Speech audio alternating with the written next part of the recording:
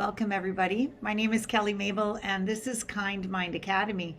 And it's a place where kind minds get together to listen to other beautiful minded people, people who also have kind minds, to share their wisdom. And I wanted to say before we begin that the platform is open for everyone.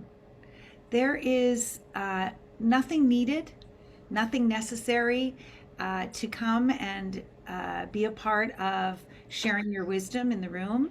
And I'm happy to host whoever would like to be here and share the community globally with kind minds, people that have something to say about what they're learning, what they're seeing, and where the principles of mind, thought, and consciousness might have taken you. And that opportunity is open to everybody. And this morning, I'd like to say that the two gentlemen that are here with me have become my beautiful friends through that exact experience, sharing a little bit of wisdom, seeing each other in the rooms and around the conversations of the principles on Facebook. And we were able to connect and invoke an experience where we got together, and the tech wizards that they are had an opportunity for me to share in conversation with them in their podcast called Happier Now. And I'm going to let each one of them unfold their work within this conversation and their wisdom today for what they would like to share. We haven't had any pre-planned calls. There's no agenda for this conversation, which is always lovely because then new insightful things come popping out in the moment. And I thoroughly am happy to introduce Niklas and Phillip to the conversation. And you guys can decide who's going to go first or how things are going to work. And I'll just take a back seat and support the room. So welcome. Thank you, Kelly. Thank you. Thank you, Kelly. I'm Phillip, Frising, but today I'm not so cold, so it's okay. Yes. Yeah. So both Niklas and I were in the IT business. That's our normal job, our daily job. But we saw something about a year ago, and that really changed our life. And that's what we want to share with the world. So I work as a technical leader in the IT business. I work as a consultant, and I have my own business there. I have 2 dogs, 2 kids, but only 1 wife, and that I'm really happy about. I'm sure she is too. Yeah. And Niklas, continue, please. Yeah, thank you, Kelly, for letting us be here. As Philip said, we are 2 normal guys working with different jobs. But we ran over the 3 principles for 1 year ago. I work as a sales manager for a computer company that develops software,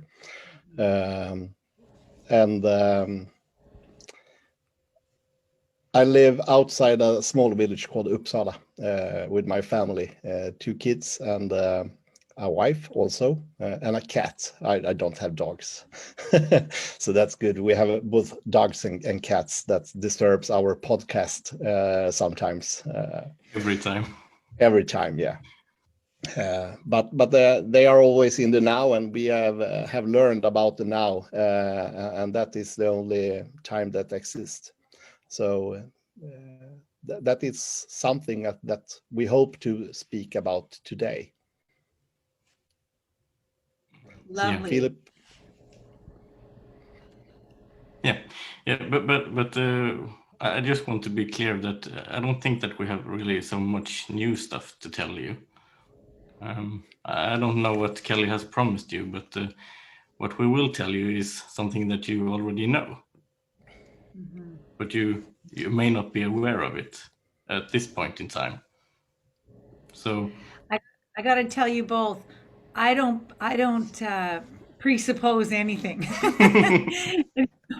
So I let the conversation be exactly where people are at, and I love how you're pointing in the direction of what's already there. That's beautiful. Yeah. So what we want to do is move the focus from the head today and more towards the heart instead. That's our aim to do that. So to listen to your heart, because then things will never be the same. So why don't you join us on this joyride that we have here? And if someone of you is like me, a big Roxette fan, you probably noticed that I name dropped 3 tracks already here. I didn't notice that. Come on, tell me the track. Listen to your heart. Things will Okay. never be the Yes. same. Oh, you're and then good. it's Joyride. Oh, Yeah. yes, that's awesome. Okay, musician fans, people that love music, I just love that you did that. That's very cool. So actually, one of my first, I think it was my first CD, was the Crash Boom Bang album by Roxette. And it's a lovely album, and I've had it for, I guess it's 25, 26 years now. It was released in 1994. I probably got it some months or a year later. So I have listened to it for many, many years, and I've enjoyed it, for a long time, and it's good music. But what's really, really interesting is that, like a year ago, when we got into this understanding, Niklas and I, when we saw not only the principles from the intellectual point of view, but when we saw what they were pointing towards, when we saw the deeper meaning in the principles, then I started to hear something else. I mean, the music was the same, the feeling of the music was the same, but I could hear something in the lyrics that I had never heard before. And that's really interesting.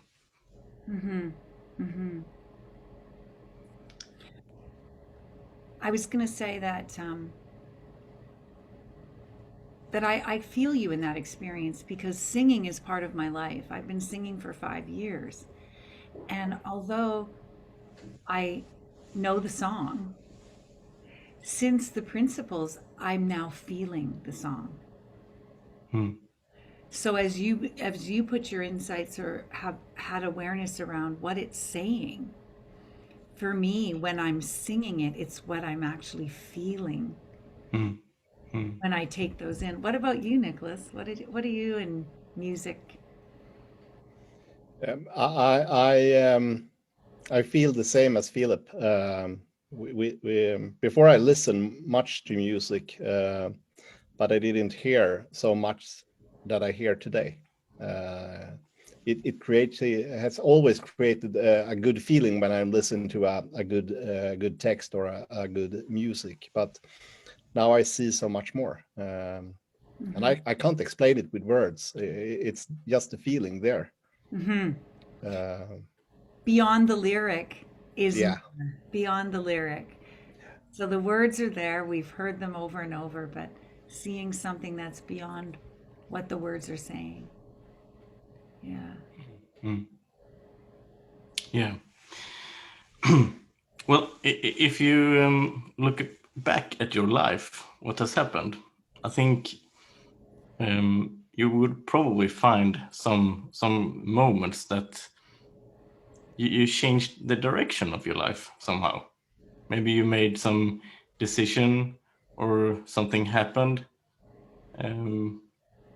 That can be interesting to see what took your life in a new direction. And sometimes it's the small things that seems totally not related to the big picture that is the starting step towards that. So that is something that we will talk a little bit about today. Beautiful. But I would like Niklas to get the opportunity to get started first. Thank you. Over no to you. no pressure. No, it's like our podcast. We have a discussion, me and Phillip, and we love it. But as we said, we ran over the 3 principles 2019 in December for me. I had then searched for many years for the correct method to get a good life. I had a great life before. I have not suffered so much in my life. I have a great career and great kids and stuff, but I have been a searcher for all my life. And especially you understand what I mean, hopefully. It was 2006 in November, then I lost my brother in skin cancer.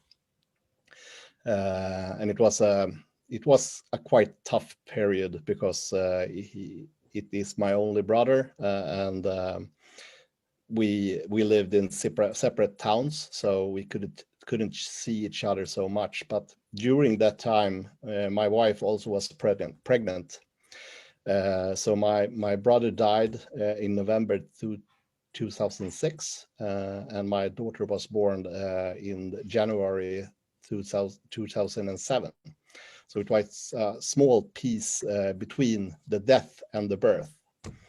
And it was then that I decided to be the best daddy and to be the best man or husband, to have the best career and the best private life. So from that, I'm started to learn many things about personal fulfillment. I went on many courses and read a lot of books. So I've been the searcher until December 2019. I have tried so many things, go up 5 a.m. To find the stillness before the family wakes up, because it's when the family wakes up, I couldn't find peace, it was told me. And many of those things worked very good. But what I tried to do all the time was struggle. It was something that I have to do to then get happier or then feel peace and harmony. But when I ran over the 3 principles in last year, something inside me told me, stop, this is right. When I understand how our experience was created, I didn't have to fight anymore to achieve all the things that I thought I need to do. Everything just happened instead.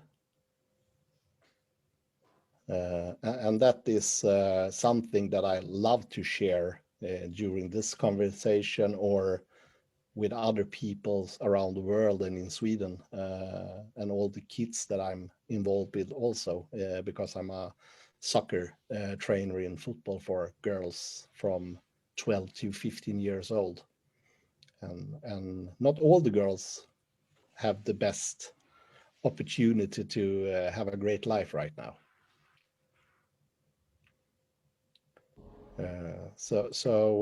Phillip, you can fill in the missing link. The missing link. Okay, maybe I can continue to tell a little bit about what happened to me a couple of years ago, before I even heard about the 3 principles. I had some problems with my feet during one spring. Quite a lot of pain, and I couldn't really walk long distances. And then I did some research, and I just stumbled upon a new type of shoes that I didn't know about before. And it's these kinds of shoes, and they are called barefoot shoes. And there are a couple of characteristics about them that are interesting.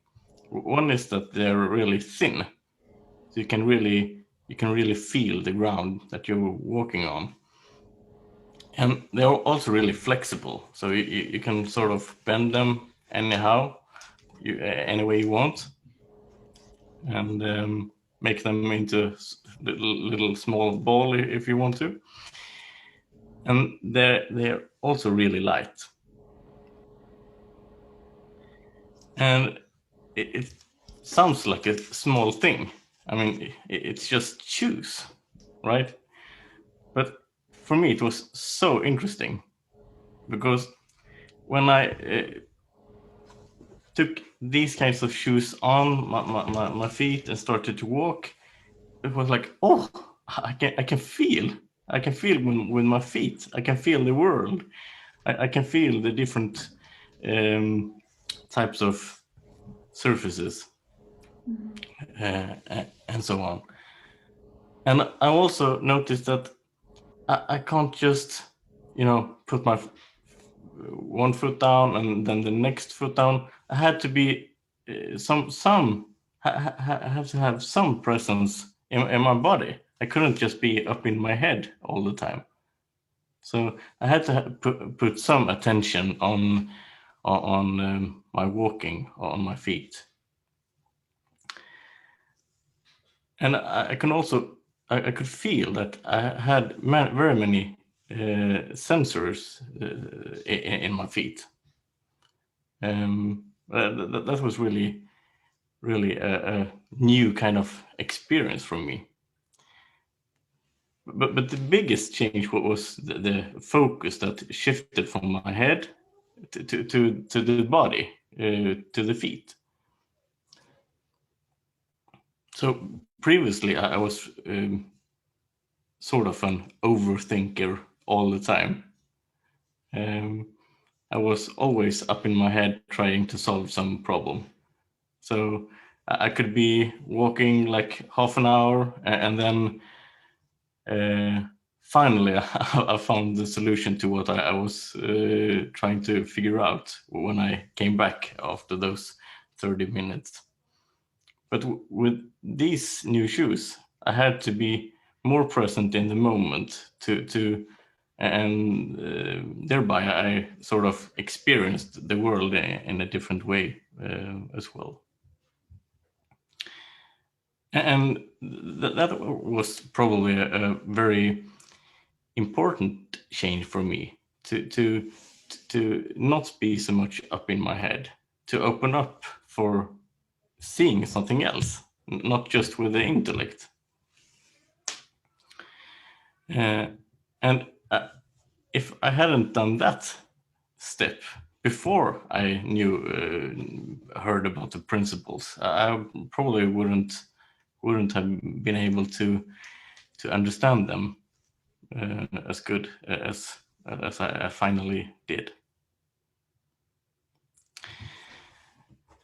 What's also interesting is that these characteristics that shoes have is that they're sort of also related to my thinking.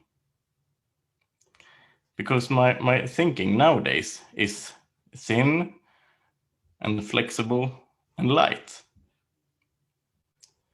And by that I mean that I only use so much thinking that I actually need. So it's kind of thin. I don't dive into each river of thought and be there forever. I'm just there when I need to be there, and then I go up to the surface again. And the flexible part, well, I know that I can be wrong. It's not that it's the it's the truth that I think all the time.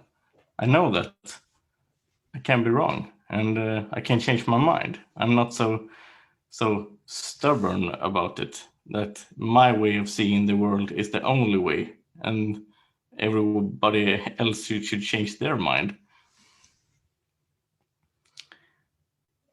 And the last aspect, the lightness that the shoes have, it's the same with my thinking. Previously, the thinking was heavy. It was sort of like gravity pulling downwards. But now it's more light. It's not that heavy anymore.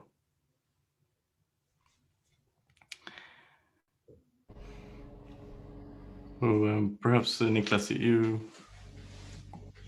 could continue. Yeah, I don't have the shoe story, but before I always was thinking that all my irritation was created of somebody else. If the children was loud or having a fight, it was because of them I got irritated. But what was happened to me when I listened to the audiobook that was written by people who has gone the same course that me and Phillip has got now in Sweden. It's presented by two gentlemen called Dennis and Thomas here in Sweden, and it's a 3-day course in the 3 principles. It was my thought that created all my feelings. Before I thought it was the world, the children, or my wife, or my colleagues, or my friend that created my feelings inside me. But I'm 100% my own feelings is creating from the thought. And when I heard that in December 2019, I just stopped the car and said, this I need to learn more about. So after that course, I see more and more every day in these 3 principles. I have only knew them for 1 year, and I think that it has so much more to show me if I just listen to my heart, as Phillip said in the beginning, and don't be up in my intellect all the time.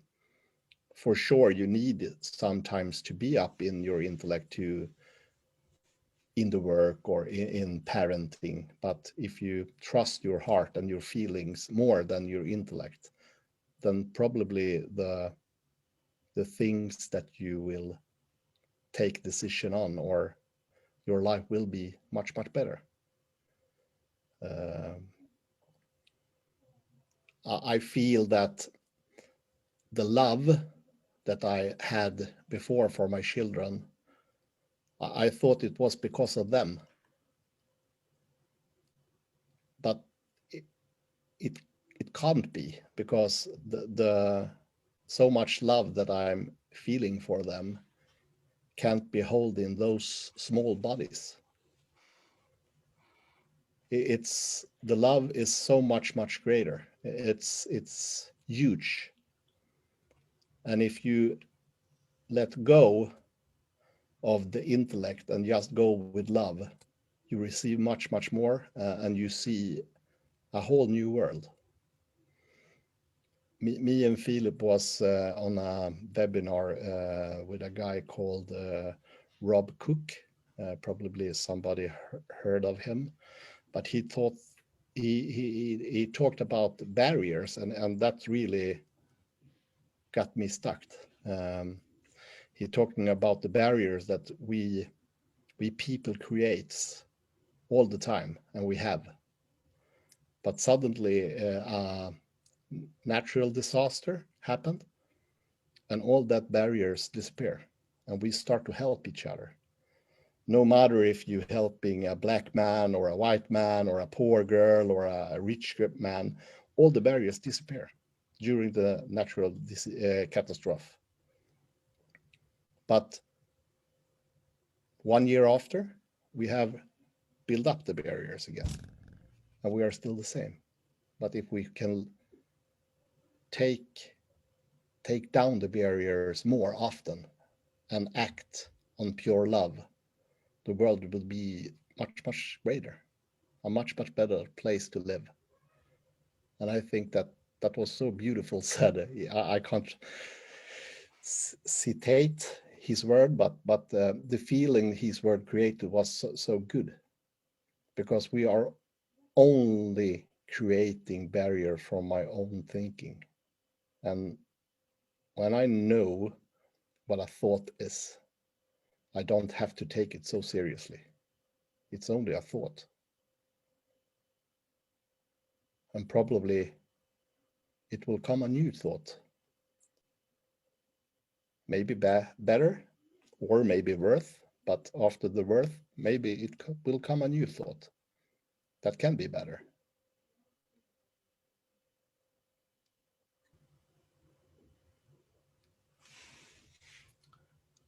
Yeah, and I think that's also related to the two rules. I don't know if you have heard about them. I think they're great. It's Michael Fall, that is from Canada as well. I think it's the same area as you, Kelly. And he works as a coach in the 3 principles. My dog seems to agree with me as well. But anyhow, the 2 rules is that the first one is what you focus on tends to grow. And then the second rule is all experience is created via the principle of thought. And if you really can see what that is pointing at, then you don't have to know anything else.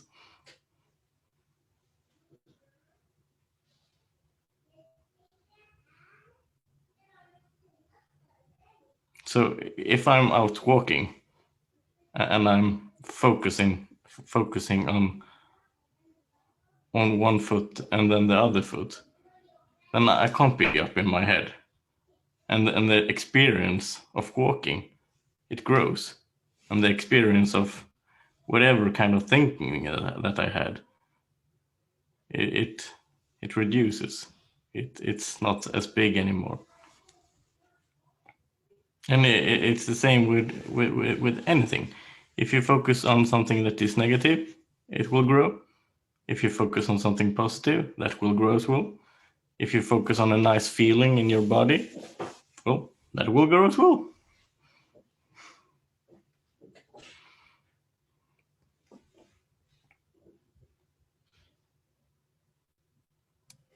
And that is something that I'm trying to implement in the leadership. As I am a manager, I have 9 people under me, and trying to implement for them that the decision is not so big. Because before I understand the 3 principles, we had a lot of meetings where we have to make very important decision, because it was something that was on the line. If it doesn't have the right decision to this, it could be terrible for the business. And everybody was implemented in that belief. But now, when I try to lead my employees and all the leading group that I'm sitting with, I said that a decision is only a decision. You can never know if it's a good decision or a bad decision in the present. And if it's a bad decision, you can make a new decisions in a new time of now. Because before the pandemic, many companies was doing 1 year roadmaps or 5-year roadmap on how they will succeed in business. But for 1 year ago, all those plans were totally blacked out, and they have to make new decision. In my company, we didn't believe that the employees could work at home because they need to be at the workplace. We have to monitor them at the workplace. That was the truth for us then. But now we are 31 employees, and I believe it's 28 of us that's sitting home all the time and working. And the company start to grow. Because we have a new thought, and now it's okay, but it's because the pandemic we had that thought. We need to do something, but thanks to the pandemic, people can work from home. They don't have to travel to work. They can spend more time with the kids. They can go out in the fantastic nature around their home and have a great time instead of sitting in car queues, does it called traffic jams. They can more time at home. So it's what I learned is, don't be so afraid to make a decision, because you can always make a new decision in a new time or now. So it's one important thing that I'm trying to implement with all the leaders and all the people that I coach in my leadership at the company. And also when I'm coaching the girls in football, many girls think that we are not good. I can't shoot the ball correctly, but they do as best they can in the present. And if they try 2 more times, the body will learn how to hit the ball correct, to get the perfect shot or do the best dribbling. So they have to trust themselves more and don't listen to that thought that says that I'm not good enough, I can't jump, I can't shoot, I can't run directly fast. Just lay that thought. Don't listen to that thought so much, because you're so much greater than the thought. And try them to feel that inside them, instead of listen to all the people that say, no, don't do that, or don't try that, or you can't do that, because you're so much greater than that.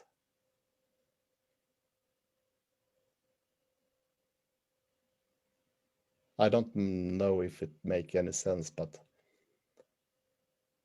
Oh, you're making a lot of sense. A lot of sense. Niklas, I want to share that it was ironic to me what you were saying about your leadership in business and the change that happened. And I'm going to say the leadership shifted in creating a happier now circumstance. And I'm going to say this wrong. Lyckligare, do I have that right? Lyckligare, it means happier now to everybody in the room. That's the company, that's the name of which these two men share. By empowering those individuals with their own individual sense of well-being and worth and inner leadership, and allowing them to go home and be in that happier now state, they created a sense of difference that changed, obviously, the community of your work. What a beautiful thing.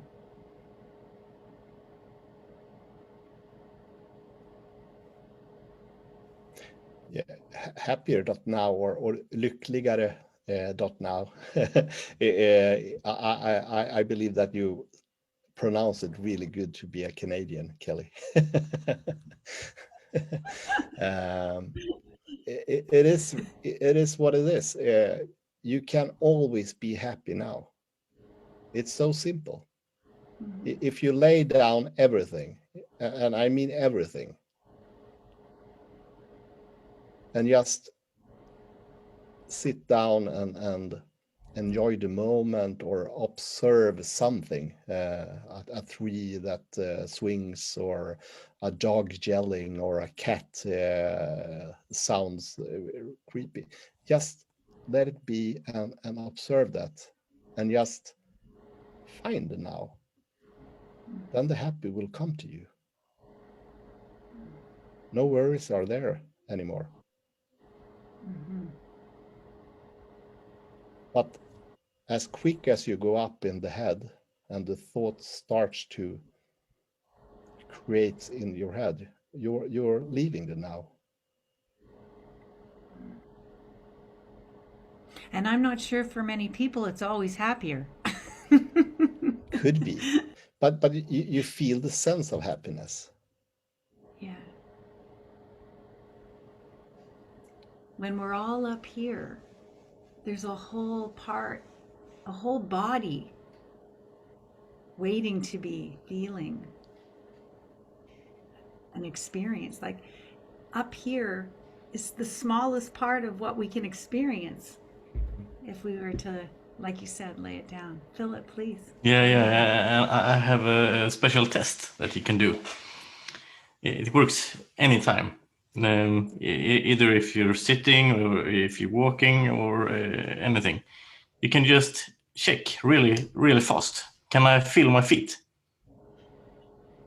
If there's a gap, then you're up in your head. Beautiful. And the larger the gap is, the more up in your head you're. I bet everybody's doing that right now. Can you feel your feet? Yeah. It's really about what you put your attention on, the focus, the attention. Is it all here, or is it like, well, 20% in the body at least, and 80% in the head? Well, then you have some awareness left. You're not totally insane, as Eckhart Tolle would say. Yeah. I really connected too with the, well, very much of what you both were saying around flexibility and lightness, step by step. Whether I have the shoes or I'm just in my own body. Like I was out yesterday reflecting on some of the process that happened in the weekend, and I said to my girlfriend, let's put the chairs on the grass. The sun was on the grass. And she walked out and stepped in the grass. And we fell into this big mud pit yesterday when we were going for a walk.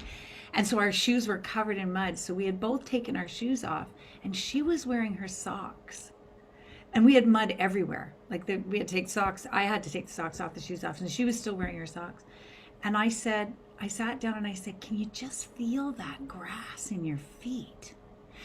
Like how long, it's been a whole 3 seasons since I've felt the grass in my toes. And she goes, oh, because she had her socks on. She was still feeling her socks. And I said, I just love that feeling. And we just sat there for a moment in this feeling of warmth and grass in our toes. Nothing on the mind. And there must have been about 3 minutes that went by where it was just like, oh, yeah. That was a happier now moment for me. Let me get this. It's funny when we'll have to get you to have the name on your face, Phillip, because when I see it with Niklas, I kind of can pronounce it, but whether it's in my language or it's in yours, the happier now is about more than the word. It's about that feeling. Yeah, and it's not about being happy all the time, but it's more of the possibility that there is. I mean, I can be frustrated, I can be irritated, I can be angry at something, for example, my work sometimes. But I know that if I walk out the door with my 2 dogs into the forest, I can be happy. Yeah. I mean, like that. If I really just let it go and focus on my feet, for example. Yes. Yeah. Sometimes I believe, Philip, that you are a shoes salesman. Yeah. Yeah. They definitely need to, connect with Phillip on his pitch for sure. Yeah. Yeah. I have a text here that I thought I could read, Please. if you like. Yeah. And maybe you could, afterwards, you could guess where it might be from. Okay. Okay. So, here it goes. Love is all. Love is all around you. Love is there in your laughter. In your hair, love flows everywhere. Love is old. Love is older than you. But the light shining through makes me see your love is all new. Hey, sha-la-la, shine a light. Shine on me. Shine your light on me. Sha-la-la, shine your light on me. Love is all. Love will always be the law. And higher love radiates on us all. On us all.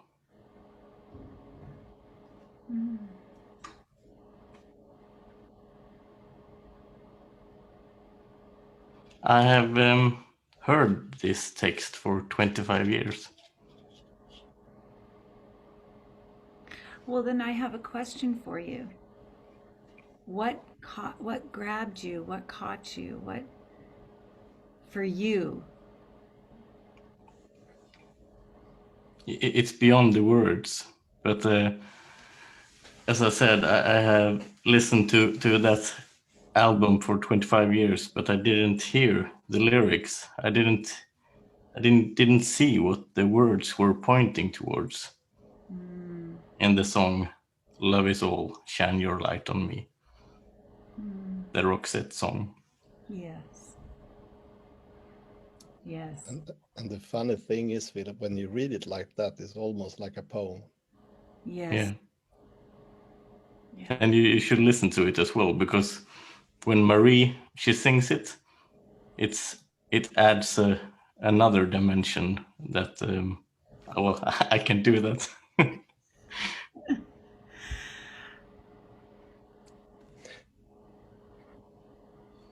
What it tells me, when you read it like that, then it's just a song, or just a song, it's a great song. It's something they knew also when they wrote that text. Yeah. And it's something that can be found in many old textbooks from older wise men or women that have already lived on our planet and get to a new side or something. They have passed away. It's something that we already knew, or everybody have it inside. Yeah. But it has to be opened by themselves. It's something that you have to find by your own. You can't learn it. You can't read it. You have to feel it. And when you have opened the muscle, if I say so, then the pearl will shine on you forever. And it will shine out through you, through your people around you.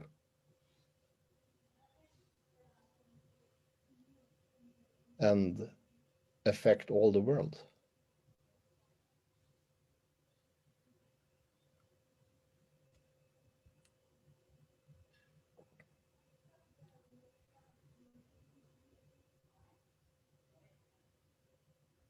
I wonder if Per Gessle or Mr. Roxette, when he wrote the song, or the lyrics to the song and the music, if he knew what we are pointing towards, or if the words just came to him in the creative moment.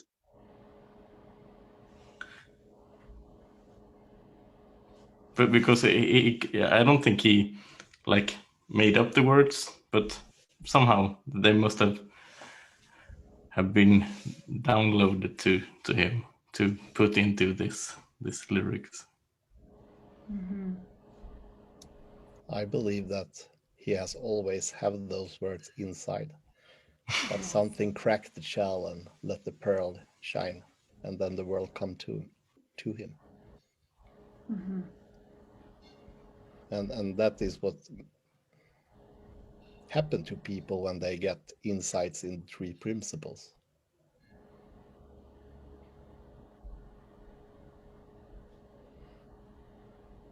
I don't know if anybody else is having this experience, but there's a feeling happening for me right now. A feeling that's very calm. And there's a place that, talking about the musician and the words, but even what's beyond the words, that unique part of that musician, that place where that light, as you say, Niklas,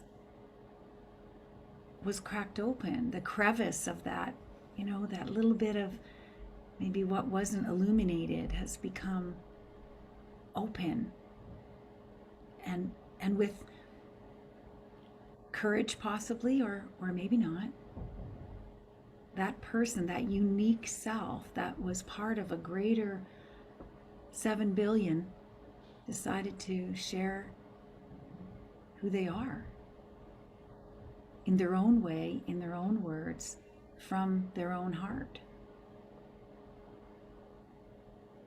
And for those of you who are unfamiliar with the principles, Sydney Banks, the theosopher, had an epiphany one day and came to an understanding, an insight around mind, thought, and consciousness. And that's what Niklas and Phillip are pointing to, is the place, that unique part of you, that there's only one you in the whole entire world. And so when you yourself see that and shine the light on whatever is calling you to be, do or act without, struggle or strife or a lot of efforting, as Phillip would say, with flexibility and lightness, the world gets to see it. Or your world, your people, your loved ones, as Niklas spoke, the love that he feels for his children. Just that light shining on Philip's feet and Nicholas's children expressed in a completely different understanding of the world for who they are.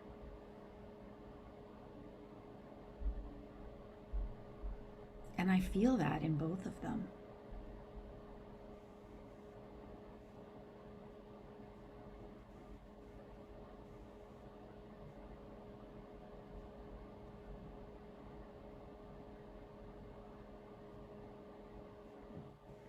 And I think it's interesting because when you once have seen what the principles are pointing towards, then you can see that truth anywhere.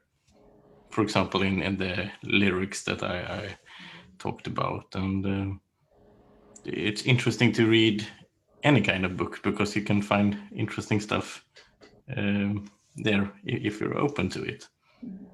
And what's really also interesting is that if you read this book, The Second Chance, by here he is called Sid Banks, not Sydney Banks, but anyhow, there's only 2 principles in that book.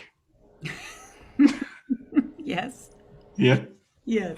So it's not about the 3 principles. It's about what they're pointing towards.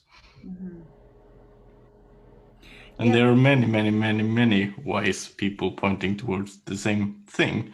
Yeah. But what's so unique about Cindy Banks' teaching is that they're so precise and there's so much simplicity around them. They're not so much confusing like rituals or a lot of things that you have to read through or so. They're so simple. They're sometimes they are so simple that it's hard. Yeah, they're so simple that people miss it. Yeah. Or they sit in question of it. Like, what? I remember when I came to this is a bit of a funny story, but when I came to the principles, I was so invested. Like, I was like, oh, this is really good. I just love the feeling. I didn't understand a thing about what they were saying. I was like, well, this just really feels really good. I just want to be more in that feeling. And I went over to Salt Spring and I bought into the conference.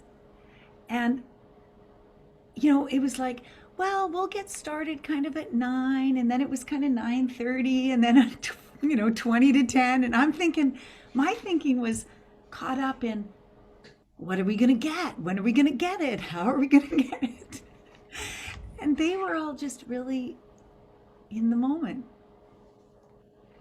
And it was after that I noticed all of my efforting, my thinking,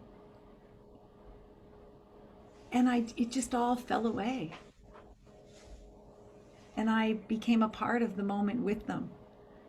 But that took three conventions because I was so caught up in getting it.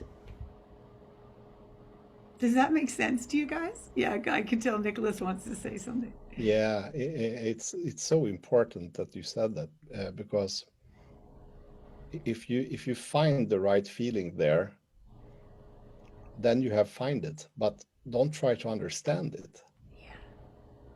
Because trust your feeling, and then you will understand it. But if you're always trying to read more books to get it in your head, the 3 principles, you will never get it. But if you have the right feelings there, then you are there, and insight will come to you. Yeah. If you listen to your heart. Yeah, it will wake up that parts that come to you when you was born. That part that shines out in every child that you can see. The light in the eyes, or the happiness in the playground. No worries. They just play. They go from one play to another play. It doesn't matter. But when we grow up, we build layers on ourselves. And those layers need to disappear for you to get the insight. You have to feel it from your heart, as Phillip says. It's like lasagna, you have all these layers and you have to find one part. Perhaps you have to eat one piece first, and then you can find some way down. Yes. There's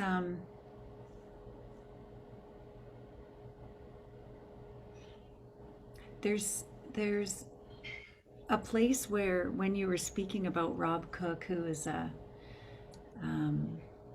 beautiful speaker, and the area where we can see, we seem to fall naturally into a place of beingness when emergency or trauma or problem is in front of us. There seems to be this place where we all reach to our neighbor, hold the hand of another, support, gravitate.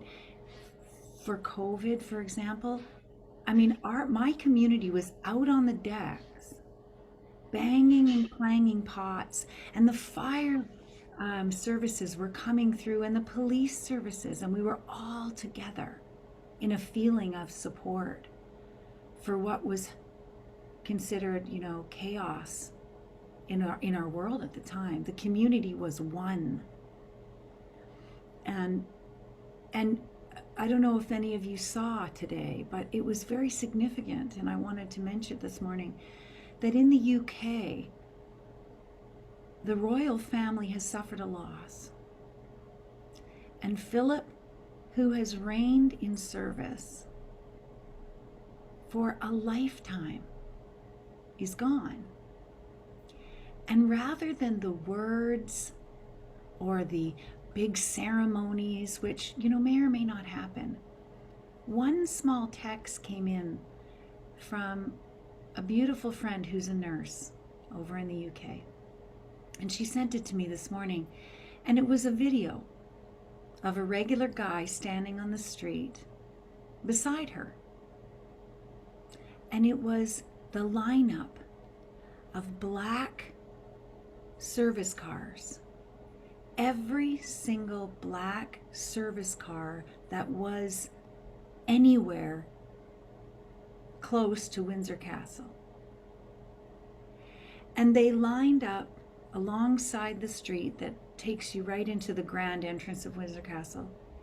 And then there was so many cars that they started to do double rows of these black service cars. And I know there's a name for them, and I apologize, I don't remember the name. And she shared this video of a gentleman with a very strong Cockney accent saying, "This doesn't need any words.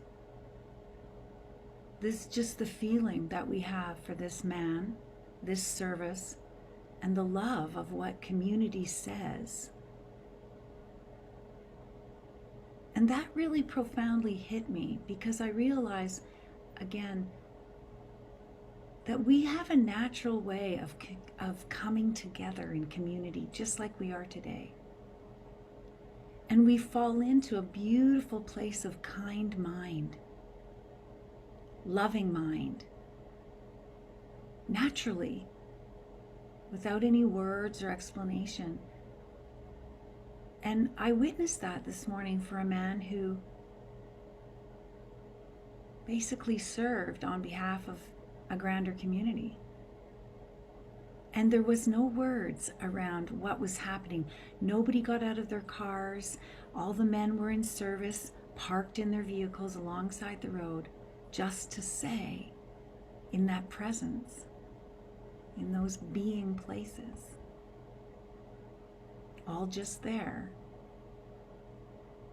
creating a love of the kind mind that they wanted to share with the world. Clearly it's going to be on the news, I'm sure. And Rob Cook was saying the same thing. And 9/11 showed us the same thing. Yet if we remove all the, grandiosity of those events, what I'm pointing to is a place where we all have that immense love within us.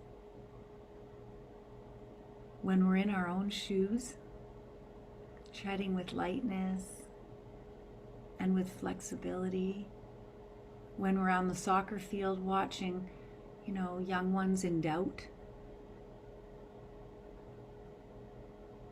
wherever you are, whatever you're doing, there's a beautiful place for our truth, to open up.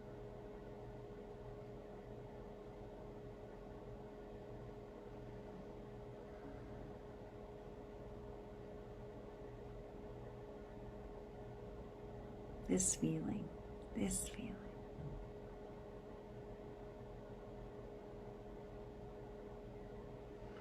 Is this a good place to maybe ask the community if they'd like to?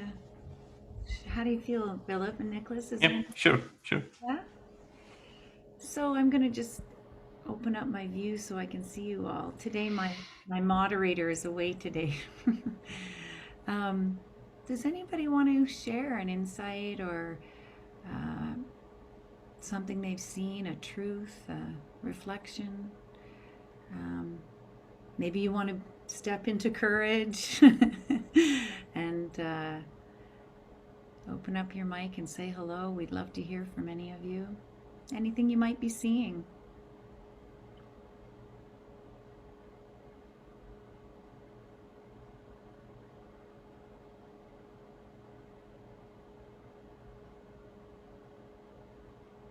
I always love this part of the conversation because somewhere in the presence, somewhere in that stillness, insight just comes flooding to the room.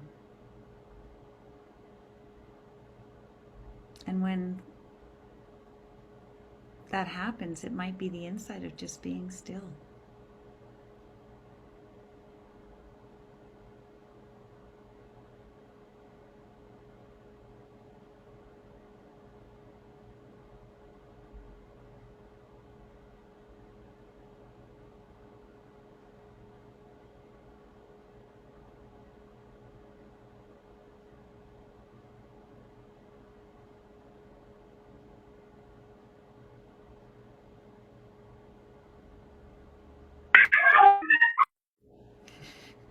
Yes, please, Madeline.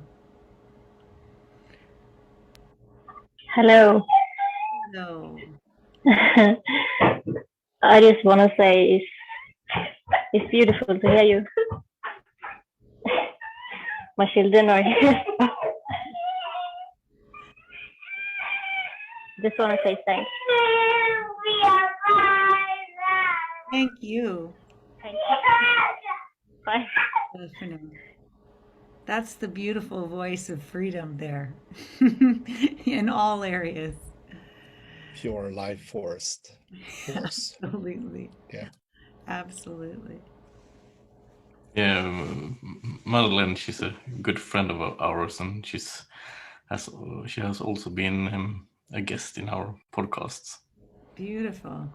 And we also have Lars here. He's from Norway, our dear friend, and he also attended the course that Niklas and I went to last year. Do tell us a little about that. What was it about? How did you? The course or Lars? Both. It's lovely to meet new people. Hi, Lars. Lovely to have you. Well, the course, it was a what do you call it, like a training course to be a coach in the 3 principles. I thought about it for years before I decided to sign up for that course. I was really stubborn and thought that I will figure this out. Just give me 1 more year. But I think after 2 or 3 years, I gave up and signed up for the course. And the really funny thing is when I had packed my bag and I opened the door, got out, I locked the door here, and then I put my bag into the car, and then I sat in front of the steering wheel. And then suddenly I had found the now. Wow. So, well, the course was nice, but I found it kind of by myself before I even got there. Yeah. Niklas, were you part of that? Were you part of the course as well? Yeah, we were at the same course, me and Philip, and it was good that he decided to come along, even that he has got the insight on now. Otherwise, maybe we haven't met and created the podcast. So it was after the course, then everybody go home to their life again. Me and Philip was feeling quite lonely. Yeah. In the three principal community, because it's not so big here in Sweden. It's two guys, Thomas and Dennis, that run much of the three principles here in Sweden, and have done that for many years, and that those were the guys who holding the coach course. So Philip phoned me up and said, should we do something? Yeah, we can do a podcast, I said, and it was how it's all started. Yeah. 2 weeks later, we had the podcast, and the rest is history. That's beautiful. And Lars, you were there with them. Did you meet them there as well? Yes, that's correct. It's fantastic to be here. Nice to see all of you. Nice to have you. It's like being a full-time student at the moment, learning new things every day. Fantastic, actually. Well, I must, I think it's the same experience as Philip and Niklas. This year has been fantastic. It's a beautiful thing when we say yes. You know, I want to go back just for a minute, because all three of you met and are here, you know, meeting me in exactly the same realm of experience, when we said yes to something, and then we met people that we want to be with. And I completely resonate with the loneliness. Part of the reason Kind Mind began was because I saw that COVID was creating a lot of experience in the mind for people who are by themselves, and I'm single and I'm on my own, and I didn't like it. To be honest, I wanted to create an experience that was going to bring me into community. And so I very much resonate with what you were sharing, and the community that Canada has. When I began these conversations in the early part of the year, it was because we don't have a large community here of this understanding either. And so I wanted to create a place where everybody could come. But I was also creating it because I wanted to meet people like you guys. It's really, really lovely. Yeah. Thank you, Kelly. Yeah. And we create these friendships because the opportunity of seeing more. Like, I love that seeker in me. You know, I've given up the search. The search is over. You know, I just seek the connection and the experience of being with people. And I know and to be curious. I mean, it's nothing wrong with being curious. I most of the time I read 2 or 3 books simultaneously or in parallel, you know, because there is so much stuff that you can learn, and it's really interesting. Yeah. Lars, what have you seen or heard since you've been joined with these two? Well, actually, it's been a very interesting journey from the head to the heart, I think. I found the stairs from the head to the heart, and found a fantastic room, the room of heart, where everything is created. So I'm learning new stuff every day, like a full-time student. Yes, indeed. I love that, from the head to the heart. Love that. Who else, you know, here, inclusive of all three of you, I was like Phillip, and still have some of that resistance in me around, oh, I don't need to pay for I don't need to do, you know, like, I have that in me. I have that place where I think, oh, well, maybe I won't do these calls in the summer. You like, or that's just a lot of work. And, that's that place where I fall out. Have you guys experienced that? Am I the only one who experiences that resistance? Oh, it's probably every day, but you know that you kind of observe that. Oh, I'm back there again, and then you drop it. Mm-hmm. Mm-hmm. And sometimes you don't, but then you drop it later on. Sometimes I sometimes feel like I'm in a boxing match with myself. Like I'm in the mirror, and I said to my girlfriend the other day, I felt like I was in the mirror dressed in full arsenal. I had my 2 guns, my tomahawk, my arrows, my bows, and I was ready for a full attack. And the attack was literally on myself, about what I needed to be or do. And there came a moment when I was aware of that.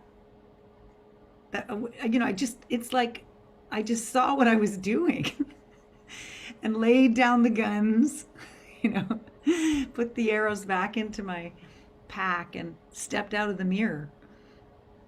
It was just an awareness, and that I think that's what happens when we're moving from head to heart, like Lars was saying.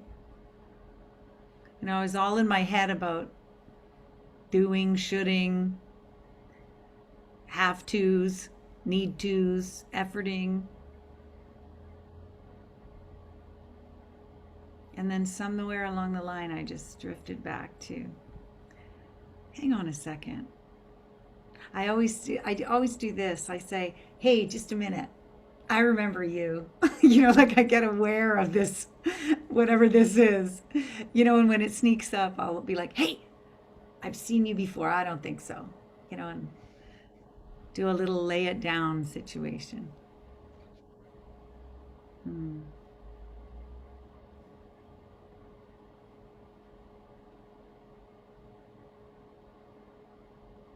So does anybody have anything they'd like to share?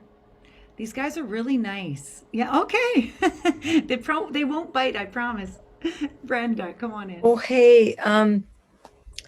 Thank you, Phillip and Niklas. As always, it's just like they just show up and see what happens. I love the metaphors of music because I think they are reminders to be in the now, because you can't listen to a song in the future and you can't listen to it in the past. You have to play it now. But I'm reminded of a book by Jennifer Egan called A Visit to the Goon Squad. It's an American book. I think it won the National Book Award.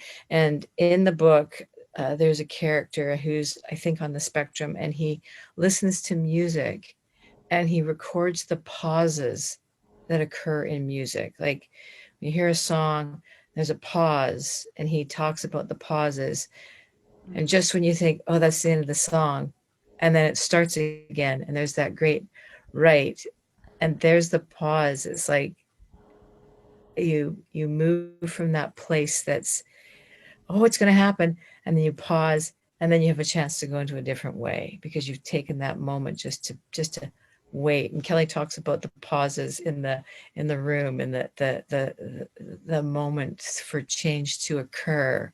It's like taking the breath and moving on. I think I love the soundtrack of Dogs and Children in One's Life because I have that, and I'm so grateful. And someone has a little 2-year-old, and we Zoom in meetings, and they said, oh, we're really sorry. I said, never apologize for your children's sounds, because they are the reminder of that life is carrying on and moving forward, and they will be our teachers of tomorrow. So I'm very grateful to hear it. That's all I have to say. Pause. Thank you. Thank you. My kids, they really don't like the aspect that they should be a little bit silent when we do our podcast. Oh, Dad, don't you have to be silent?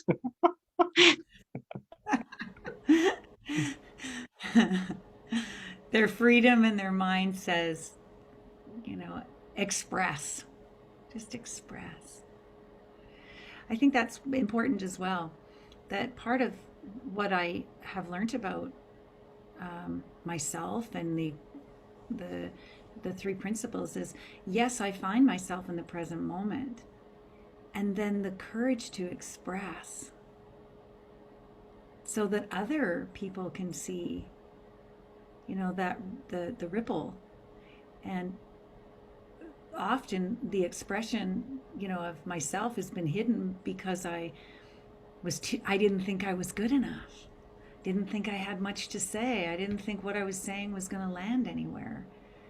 And the principles invoke that place where, as I saw more, I was being more. I was doing more. And doing, not doing as in efforting doing, just as in expressing. And then through that expression of your unique self, my unique self, more things started to happen in the moment. And I think it's really interesting that each of us have our story. And sometimes you think, well, my story isn't that interesting, but it could really be for someone else. So, for example, Niklas, Lars, and I, we have written a chapter in this book, each of us. Okay. Can you tell me the name of the book in your language and then in English? Do you have that? In Swedish it's Så blev jag fri från surret i skallen. Well, I won't tackle that. It's really hard to translate it word by word, but it's somewhat in this way. I got a calm mind. How I get rid of the bees in the head. And you all had a chapter, did you? Yeah. So I think it's 12 chapters or something. I have edited all of them except Lars, because that was in Norwegian, and my Norwegian isn't really top notch. Beautiful. Will you put that in the chat for me so that everybody can pick that up and see? I think this is the other way that people are finding through COVID to express their own uniqueness, which is coming together collectively and doing these writings, these expressions of self. That's a lovely, lovely thing.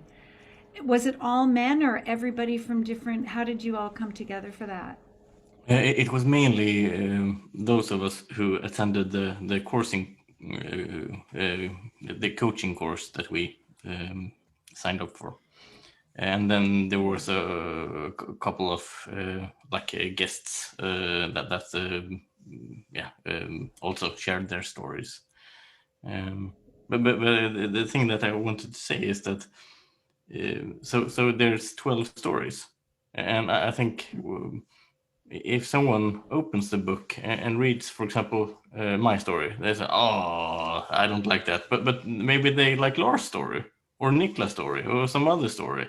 So there's an opportunity to find something that resonates with you, and each of us have, of course, different stories, but we have also different ways of sharing our stories. We have different metaphors, for example, or we have different language and so on.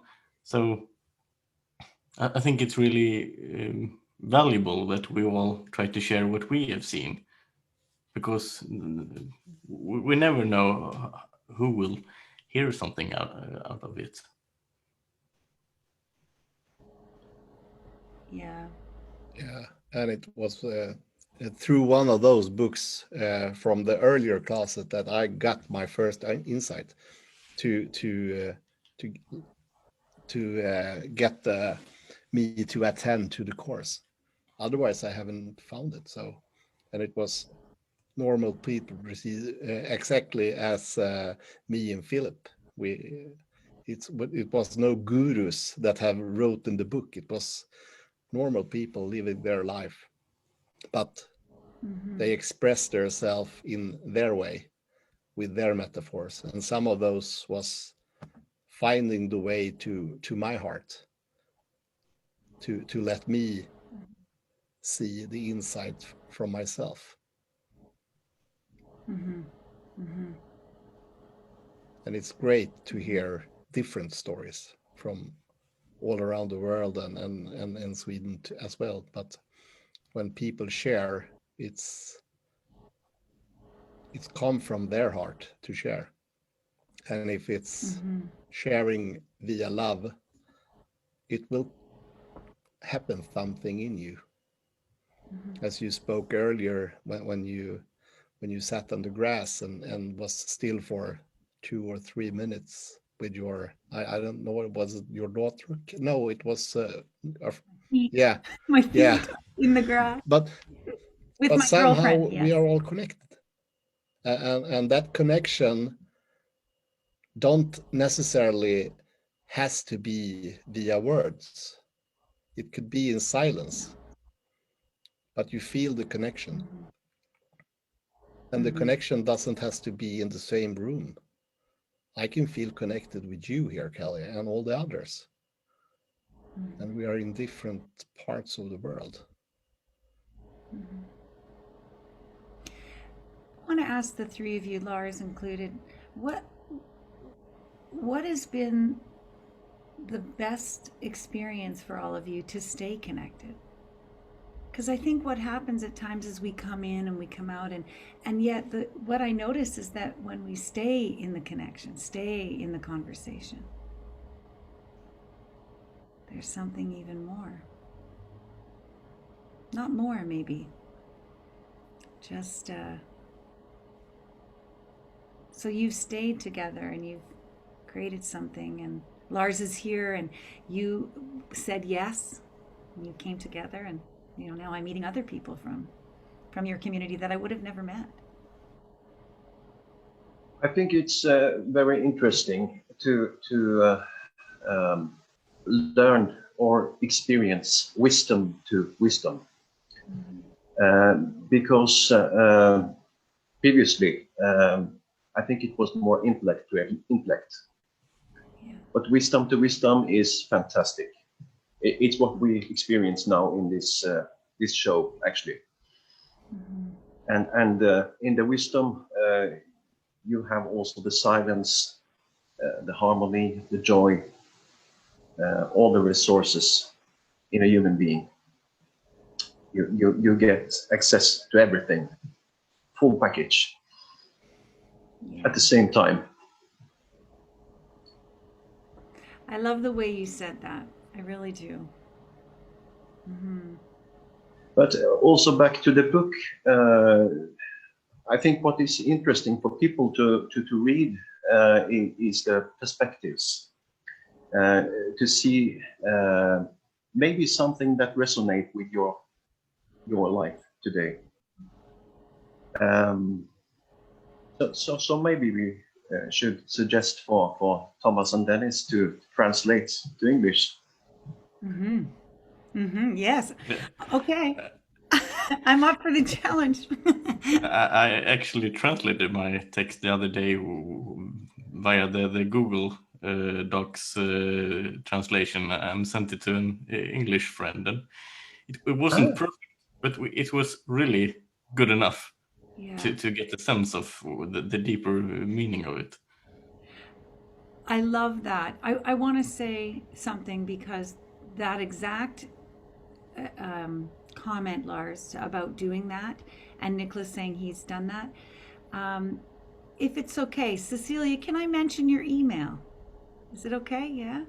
So last week, Cecilia had sent me an email.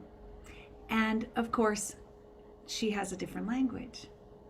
And in this email, she expressed every part of herself that could possibly be expressed, regardless of the language. And that's the thing, is that those that are in that space of seeing, it's not about the words. Like, I can listen to Niklas and Phillip all day long in their own language, because I can feel you. even though I'm not understanding. And I think that one thing I want to share is that it's not about even who's speaking. Sid Banks was very clear about that. Do not follow me and my words, he would say. Go beneath the words to what you can see for yourself. Because it's the individual perspective, you know, aligning myself to see, like you said, Phillip, who do you see? Who do you like, as you all come together collaboratively, each one of you has a different perspective. And so we're leaning into what we're seeing, not even who's what's sharing. So it's not me or this academy or you know, each one of us as individuals. It's what's underneath, as Lars was saying, the wisdom in the room and the love in the room, the understanding.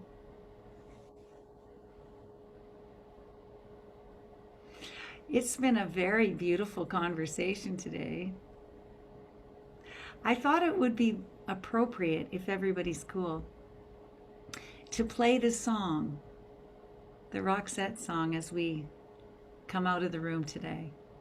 And so I just pulled it up on YouTube, and I want to make sure this is the exact one. Phillip, can you correct me? Love is all, shine your light on me. Yeah. Okay. Before we say goodbye, I want to thank Lars as well for joining the conversation, and those of you who spoke up.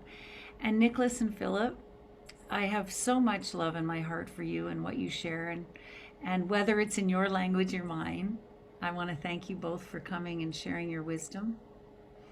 It made Thank you, Kelly. Thank you for hosting these beautiful conversations, and for being a dear friend of us. Yes. Yeah. Thank you, Kelly. It makes for a full experience, a global experience for everybody here. And I know how much it impacts me, and I'm going to carry the ripple into my week. And I also want to say that for anybody who's looking for a connection or wanting to be a part of a group, tonight, Monday night at 7 p.m., I'm beginning what is called Clarity Conversations. And for a small investment, you get to be a part of a beautiful circle of people exploring the conversation of the understanding, seeing more for yourself around business. And currently we have a small group of women, and I would love to have anybody and everybody who'd like to join. And if the timing's not good, I have other times in the day that I can establish a group together. So I thank you all for being here. And without further ado, I say, let's shine the light in this beautiful song. And we'll carry the way as we leave the room. Can you hear that? It's coming.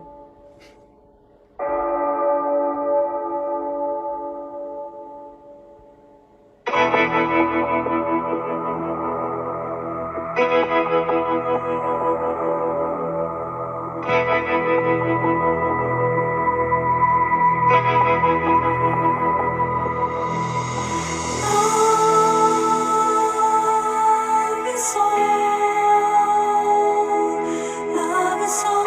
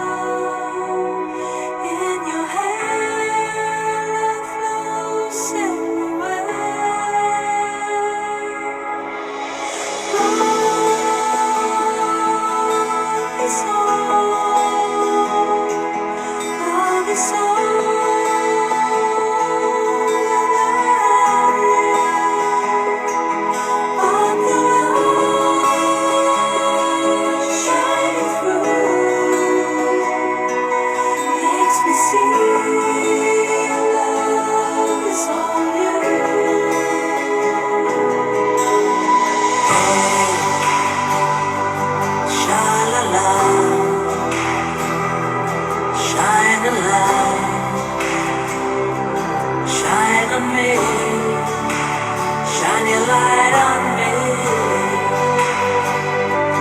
Sha-la-la, shine your light on me.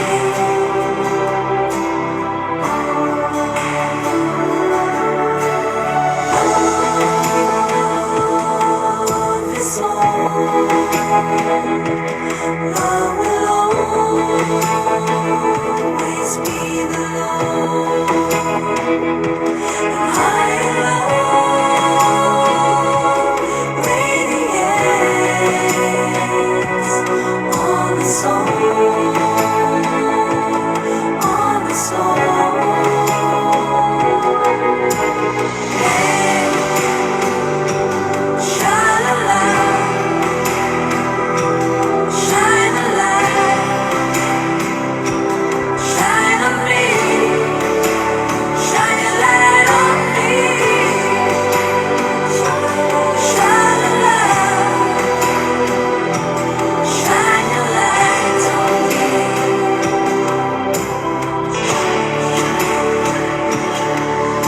You go, Zinnia.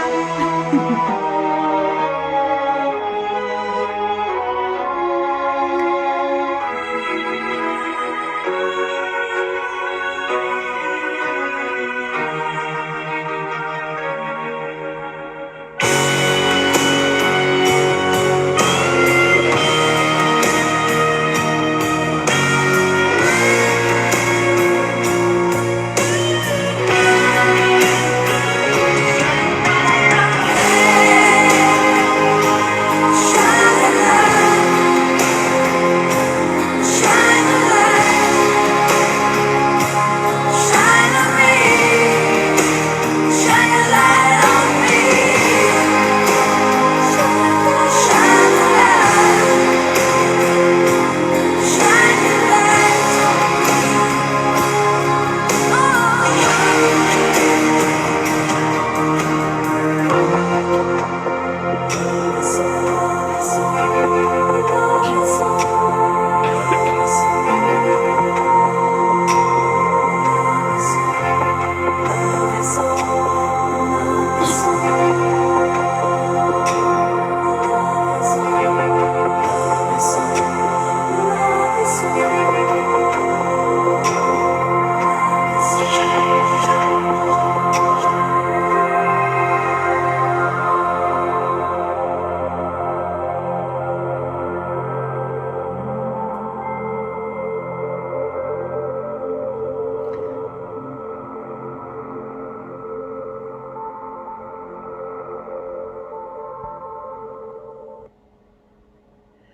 Thank you, everybody.